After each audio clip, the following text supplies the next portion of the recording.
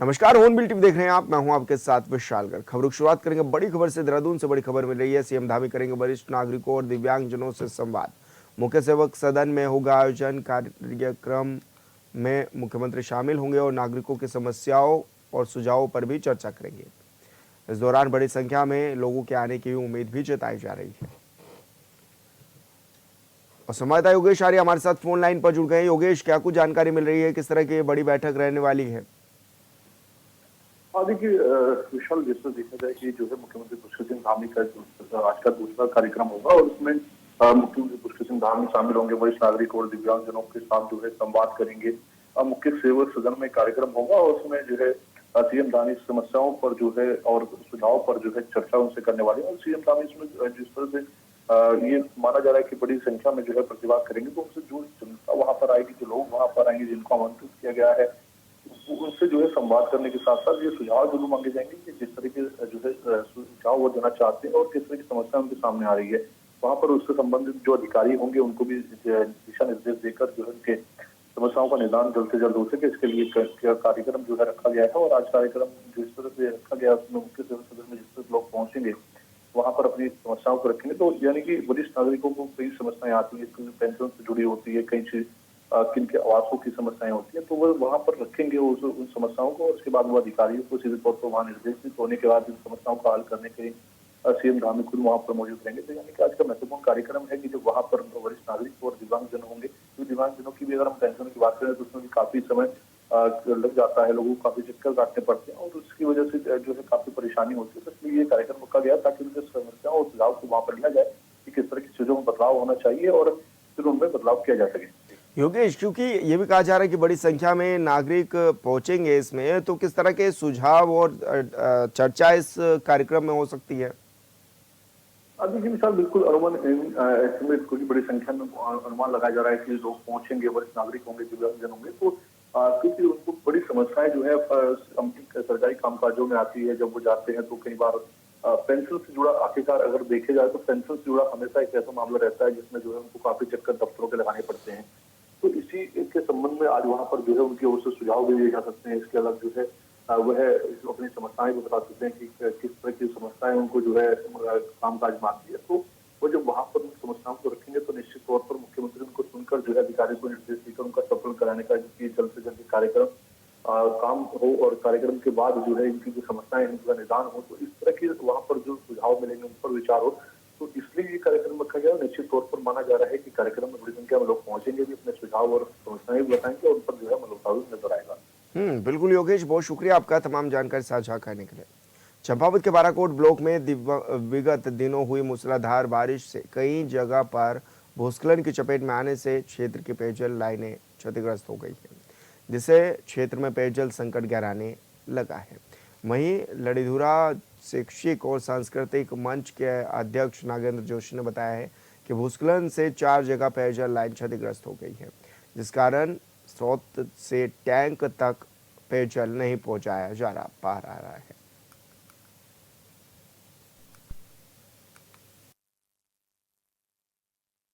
बाराकोट क्षेत्र में विगत दिनों हो रही मूसलाधार बारिश से हुए भूस्खलन की चपेट में आकर पानी की कई लाइनें क्षतिग्रस्त हो गई हैं, जिसमें सलना पमदा, सलना बाराकोट, छड़खोला बाराकोट, तड़ाग बाराकोट लाइनें जगह जगह क्षतिग्रस्त हो गई हैं, जिससे मुख्य स्रोत से पानी पेयजल टैंक में नहीं गिर पा रहा है, जिससे क्षेत्र में पेयजल संकट उत्पन्न होने का खतरा है। मेरा विभाग से करबद्ध अनुरोध है कि अविलंब संज्ञान लेते हुए जिन जगहों पर लाइनें क्षतिग्रस्त हो गई हैं उन्हें दुरुस्त करने की कृपा कीजिएगा, ताकि ग्रामीणों को पेयजल के लिए किसी भी प्रकार के दिक्कतों का सामना न करना पड़े।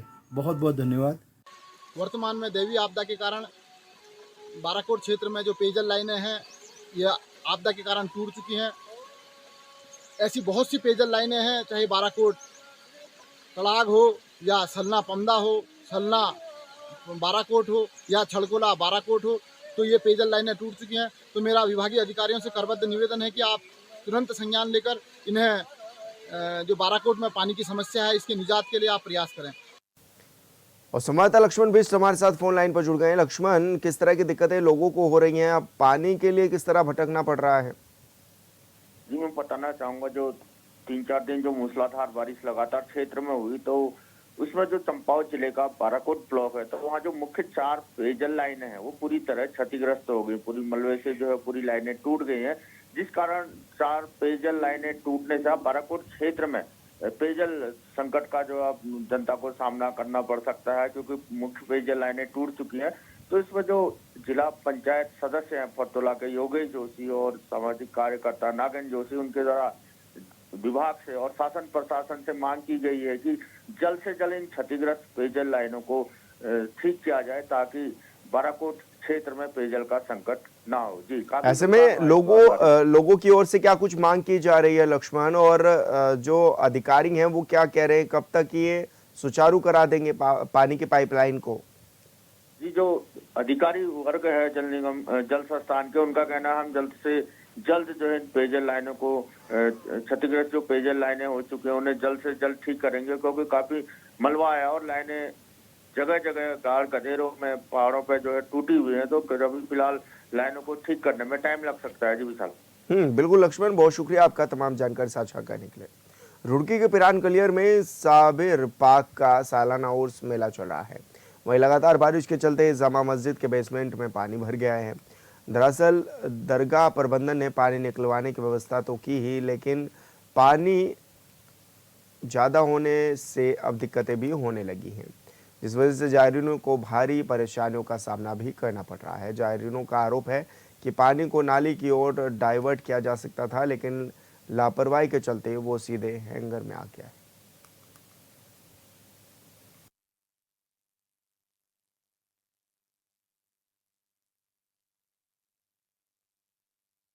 परेशानी आने जाने वाले को हो रही है। पानी से जो है मतलब हर तरीके से जो है यहाँ से वहां तक पानी है, तो पानी हिल के ही जाना पड़ेगा ना। इस लाइन पे कहीं से लगता है तो पानी नहीं आता है, इधर नाले में चले जाता है। ये आधा 1 घंटा करीब हो गया है। परेशानी तो हो रही है, रात को सामने परेशानी तो दिक्कत हो रही है। आने जाने में पानी भरा हुआ है, सामान बिक गया। तो तकरीबन 1 घंटे से पानी भरा हुआ है और सुविधा बहुत ज्यादा हो रही है। कपड़े झोले बिक गए, पन्नी बिक गए, और हम लोग जब से 1 घंटे से ठहरे हुए हैं।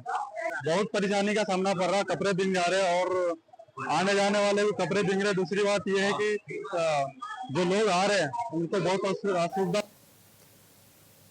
जिलाधिकारी चंपावत मनीष कुमार ने टनकपुर क्षेत्र अंतर्गत खेत खेड़ा और गोडा खाली कार्यस्थलीय निरीक्षण किया है। वहीं निरीक्षण के दौरान उन्होंने शारदा नदी में हो रहे लगातार भू कटाव का गहनता से जायजा लिया और प्रभावित इलाकों से बातचीत कर उनकी समस्याओं की जानकारी भी ली है।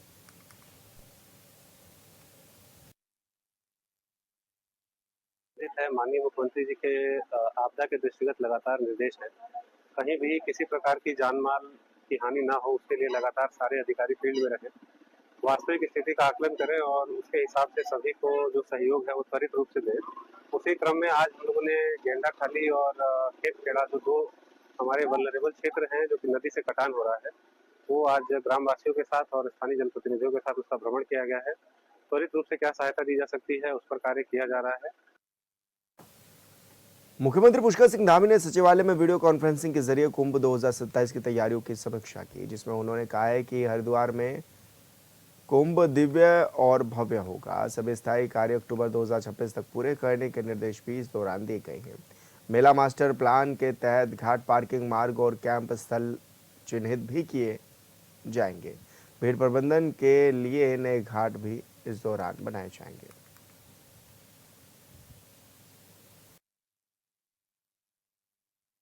आज माननीय मुख्यमंत्री जी की अध्यक्षता में कुंभ मेला 2027 को लेकर रिव्यू बैठक की गई थी, जिसमें उन्होंने निर्देश दिए हैं कि जो भी कुंभ मेले में समस्त कार्य किए जाने उनको तत्काल समयबद्ध रूप से उनका कार्य को प्रारंभ किया जाए और उच्च गुणवत्ता कार्य किए जाए। इसके अतिरिक्त कुंभ मेले क्षेत्र में जितने भी अतिक्रमण है उनको चिन्हित करके अतिक्रमण हटाने की कार्रवाई, साथ ही जहाँ जहाँ पर भी श्रद्धालु जो आएंगे कुंभ मेले के लिए उनकी जितनी सुविधाओं के लिए विभिन्न पार्किंग स्थल, साफ सफाई की व्यवस्था, टॉयलेट्स आदि की व्यवस्था, लाइटिंग और जगह जगह साइनेजेस आदि लगाने के लिए वृहद प्लान बनाया जाए। साथ ही ट्रैफिक मैनेजमेंट ऐसा किया जाए जिससे कि किसी भी श्रद्धालु को कोई दिक्कत ना हो, कम से कम समय में और दूरी में वो आए, और साथ ही क्राउड मैनेजमेंट भी अच्छा रहे, इसको लेकर वार्ता की गई है और सभी अधिकारियों को डायरेक्शन दिए गए कि वो इसका प्लान बनाकर मेलाधिकारी महोदया से अनुमोदित करा। पहाड़ों पर हो रही लगातार बारिश से लक्सर से होकर गुजर रही वालावाली नीलधारा गंगा का जलस्तर बढ़ गया है। नीलधारा गंगा का जलस्तर खतरे के निशान के करीब पहुंच चुका है, जिससे 1 दर्जन गांवों पर बाढ़ का खतरा मंडराने लगा है। हालांकि प्रशासन ने गंगा किनारे बसे अति संवेदनशील गांवों को अलर्ट किया हुआ है। लोगों को गंगा किनारे न जाने की सलाह भी दी गई है। इसके अलावा प्रशासन ने मौसम विभाग के अलर्ट को देखते हुए राहत शिविर भी बनाए हुए हैं। खबरों में आगे बढ़ेंगे। पहले बद्रीनाथ धाम में मास्टर प्लान का विरोध हो रहा था, तो अब धर्मनगरी हरिद्वार में कारोबारी इसे लेकर सड़क पर उतर आए हैं। शहर के कारोबारी प्रस्तावित महायोजना 2041 और बस अड्डे के स्थानांतरण का विरोध कर रहे हैं।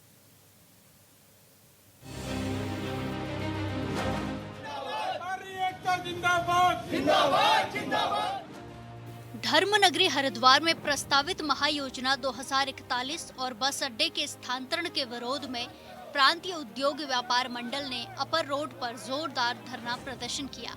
इस दौरान जिला महामंत्री संजय त्रिवाल की अध्यक्षता और संरक्षक तेज प्रकाश साहू के संचालन में बड़ी संख्या में व्यापारी प्रतिनिधि शामिल हुए। बस अड्डा बचाना है, हरिद्वार से कॉरिडोर भगाना है।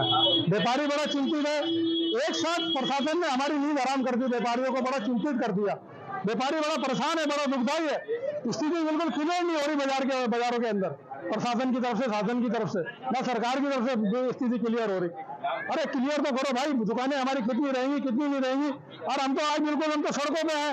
इतनी उत्तराखंड में आप तो आ रखी है, हरिद्वार में काम नहीं है, व्यापार नहीं है, बिल्कुल चौपट पड़ा धंधा बिल्कुल। और ऊपर ये नपाइयां चल रही है हरिद्वार के अंदर, कहाँ जाएगा हरिद्वार का व्यापारी। प्रांतीय उद्योग व्यापार मंडल के जिला महामंत्री संजय त्रिवाल ने कहा कि हरिद्वार एक पौराणिक तीर्थ स्थल है, न कि केवल पर्यटन स्थल। यहाँ की भौगोलिक परिस्थितियाँ अलग अलग है। कावड़ मेले सहित अन्य आयोजनों में हर साल करोड़ों यात्री हरिद्वार पहुँचते हैं और यहाँ की बाजार व गलियों से उनका अनुभव जुड़ा होता है। ऐसे में बस स्टैंड का स्थानांतरण उचित नहीं है। बस अड्डा हटा दो, व्यापार दुकानें तोड़ दो, गलियां तोड़ दो, दुकानें हटा दो, ये क्या का तरीका है? आगे बात तो करो भाई, हमें बताओ तो सही। हमें विश्वास में तो लो कम से कम। बाजारों को बचाने की हमारी तैयारी चल रही है। हम सड़कों में आज हैं, हमारे परिवार डरे हुए, हमारी दुकानें कल को रहेंगी, हमारी रोजी रोटी रहेगी नहीं रहेगी। अरे स्थिति क्लियर तो करो, प्रशासन से हमारी डिमांड है, निवेदन है सरकार से भी, हाथ जोड़ के जिलाधिकारी से भी निवेदन है। हमें मजबूर ना करें आंदोलन करने में, हमें बाजारों बंद करने में, आंदोलन करने में हमें मजबूर ना करें।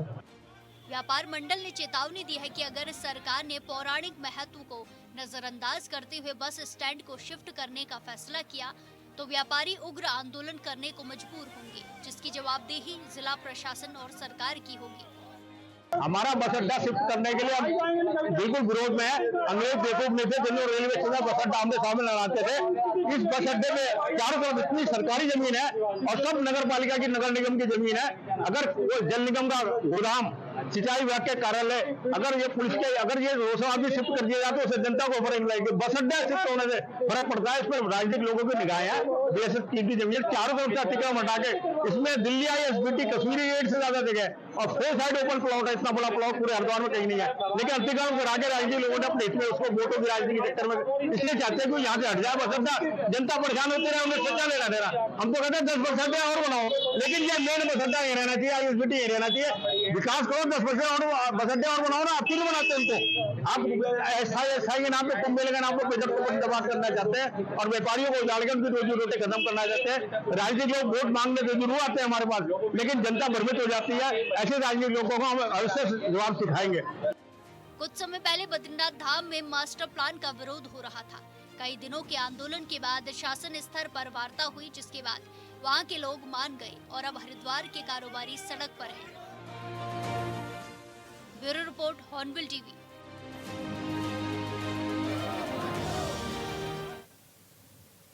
नैनीताल हाईकोर्ट में उत्तरकाशी में नदियों किनारे बने रिजोर्ट और होटलों के खिलाफ दायर जनहित याचिका पर सुनवाई की गई है और जिलाधिकारी के साथ सिंचाई विभाग के अधिकारियों को भी आदेश दिए गए हैं कि 4 सप्ताह में वीडियो फोटो के साथ रिपोर्ट भी पेश करें।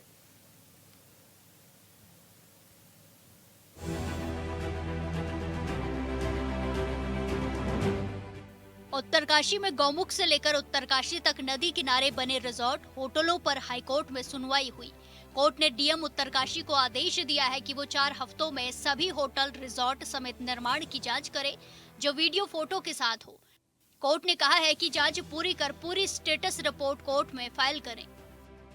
ये हिमालय दृष्टि मंच द्वारा दायर एक पीएल थी, जिसमें जो बीच में दैवीय आपदा हुई है उत्तरकाशी ज़िले में, भीषण दैवीय आपदा, तो उसके बाद की परिस्थितियों में एक पीएल फाइल की गई है। इसका ये था कि ये जो गोमुख से लेकर के उत्तरकाशी तक जगह जगह पर लोगों ने इलीगल कंस्ट्रक्शंस किए हुए हैं और कुछ रिजॉर्ट्स भी बन गए हैं, और जिसकी वजह से जो नदी का जो फ्लड है का जो एरिया है या उसकी जो तीव्रता है वो कुछ दूसरी तरफ अपनी दिशा चेंज कर ले रही है, और जिससे ये विनाशकारी परिस्थितियां पैदा हो रही हैं।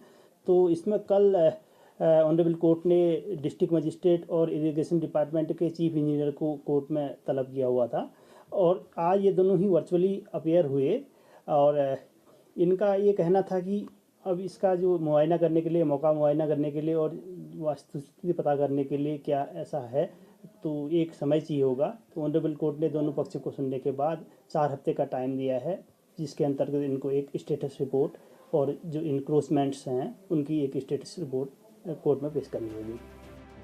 सुनवाई के दौरान डीएम उत्तरकाशी और सिंचाई विभाग के अधिकारी कोर्ट में पेश हुए और जांच के लिए टाइम मांगा।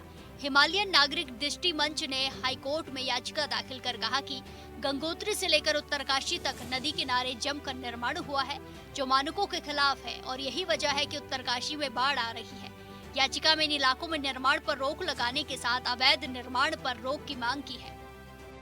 पूरे स्टेट में रिवर ड्रेजिंग का कार्य हो रहा है और माइनिंग जो हो रही है, जो प्राइवेट सेक्टर्स को दी गई है और निजी कंपनियां जगह जगह इस कार्य को कर रही है, तो उस पर कोर्ट ने ये संज्ञान लिया था कि जो पर्यावरणीय क्षतियाँ हैं वो देखने में सामने को आ रही हैं, क्योंकि जो निजी क्षेत्र के प्लेयर्स द्वारा कार्य किया जा रहा है उसमें पर्यावरण का ध्यान नहीं रखा जा रहा है, और जो एक्वेटिक लाइफ है वो डिस्टर्ब हो रही है रिवर्स की, और इकोलॉजी प्रभावित हो रही है। तो कोर्ट ने स्टेट गवर्नमेंट को डायरेक्ट किया है कि वो एक एक्शन प्लान पेश करे, वो खाका पेश करे कि किस प्रकार से राज्य सरकार का स्वयं का कॉर्पोरेशन माइनिंग और ड्रेजिंग के कार्य खुद से करे, ताकि स्टेट को रेवेन्यू भी बढ़े और साथ में अवैध खनन पर रोकथाम हो, और जो पर्यावरणीय क्षति देखने में आ रही है वो ना हो। एक रेगुलेटेड और कंट्रोल्ड एक्टिविटी के तौर पे माइनिंग और ड्रेजिंग का कार्य किया जाए। गंगोत्री विधानसभा के विधायक सुरेश चौहान का कहना है कि बडेथी से गंगोत्री तक पूरा क्षेत्र इको सेंसिटिव जोन में आता है। यहाँ पर एनजीटी के कड़े मानक रखे गए हैं। यहाँ जितने भी होटल बने हैं एनजीटी के मानकों के हिसाब से ही बने हैं। कई बार इस क्षेत्र में आपदा आई है, जिसके कारण गंगा में लगातार गाद बढ़ा है, और इसके कारण गंगा का जलस्तर बहुत ऊंचाई पर बढ़ रहा है। इसीलिए गाद को हटाना जरूरी है।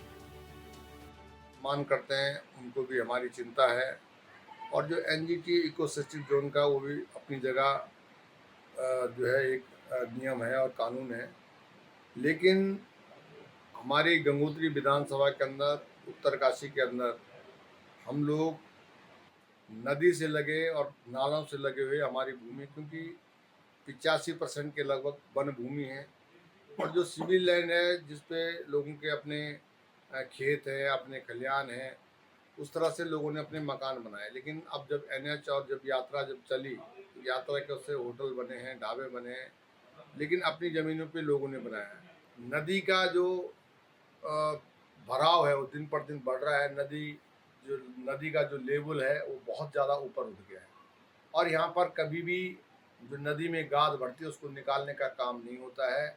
इससे लोगों में खतरा बार बार बना हुआ रहता है। तो हम चाहते हैं कि नदियों के किनारे जहाँ बस्तियाँ वहाँ सुरक्षात्मक कार्य हो। नंबर 2 बात, जो बहुत ज़्यादा गाद नदी में भर गई है, नदी कभी किसी तरह मुड़ जाती, कभी किसी तरह मुड़ जाती है, और नदी का फाट भी अब बहुत हजारों नाली ज़मीन में जो है नदी में समा गई है। तो हमारा ये कहना है कि सबसे पहले नदी का जो जल स्तर था, जो भरा जो गाद का स्तर था, वो कम से कम 8-10 मीटर ऊपर आ गया है। 8-10 मीटर ऊपर आने से बस्तियों को खतरा उत्पन्न हो गया।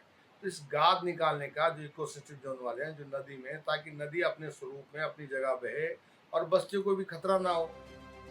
जिला अधिकारी और सिंचाई विभाग के अधिकारी अपनी रिपोर्ट में क्या जिक्र करते हैं ये तो वक्त के साथ पता चलेगा, लेकिन अगर हाई कोर्ट में याचिका दायर कर नदी किनारे बने होटलों पर सवाल उठा है तो बड़ी बात तो है, और इस बात से भी इनकार नहीं किया जा सकता कि हो सकता है मानकों की अनदेखी कर निर्माण कार्य हुआ हो।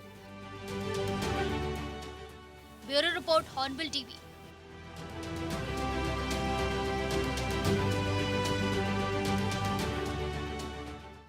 और फिलहाल इस बुलेटिन में इतना ही। आप देखते रहिए हॉर्नबिल टीवी। नमस्कार।